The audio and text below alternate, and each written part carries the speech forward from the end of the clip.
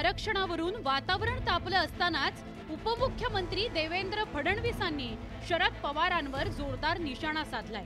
शरद पवारांमुळे मराठा समाज आरक्षणापासून वंचित असल्याचा दावा फडणवीसांनी केला। मराठा आरक्षणाच्या संदर्भात आज राज्यामध्ये मोठी आंदोलनं चालली आहेत। आपण जर मराठा आरक्षणाचा इतिहास काढून पाहिला तर मराठा आरक्षणाला सर्वाधिक विरोध कोणी केला असेल तर तो शरद पवारांनी केलाय। शरद पवारांनी केला, इतिहास बघा। मनोज जरांगेंच्या आंदोलनामुळे मराठा आरक्षणाचा मुद्दा पेटलाय। मराठा समाज आरक्षणाच्या मागणीकरता रस्त्यावर उतरलाय। आरक्षणावर निर्णय घेण्याकरता जरांगेंनी राज्य सरकारला 24 डिसेंबर पर्यंतची मुदत दिली आहे। ही मुदत संपायला आता अवघे 8 दिवस उरले। अशातच फडणवीसांनी मराठा आरक्षणावरून शरद पवारांना टार्गेट केलं। जे काही निवाडे सर्वोच्च न्यायालयाचे आले त्याच्या आधी तर कोण कुठल्या यादीत आहेत कोणी विचारतही नव्हतं, तेव्हा देता आलं असतं। पण त्यांना कधी द्यायचंच नव्हतं। त्यांना समाजांना झुंजवत ठेवण्यामध्ये जास्त रस आहे।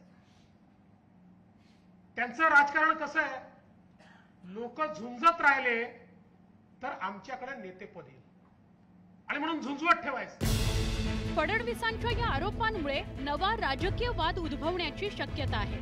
राष्ट्रवादी काँग्रेसमधील शरद पवार गट आक्रमक झालाय, तर सत्तेत सहभागी असलेल्या अजित पवार गटाची कोंडी झाली आहे।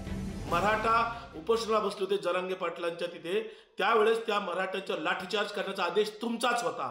आणि असं असताना एका बाजूला मराठ्यांच्यावर लाठीचार्ज केला, एका बाजूला भुजबळांच्या माध्यमातून ओबीसींचे तुम्ही माथी भडकवत आहात आणि मराठा ओबीसी हा तेढ आज सध्या राज्यात निर्माण केलाय। केवळ देवेंद्र फडणवीस तुम्ही निर्माण केलेला आहात।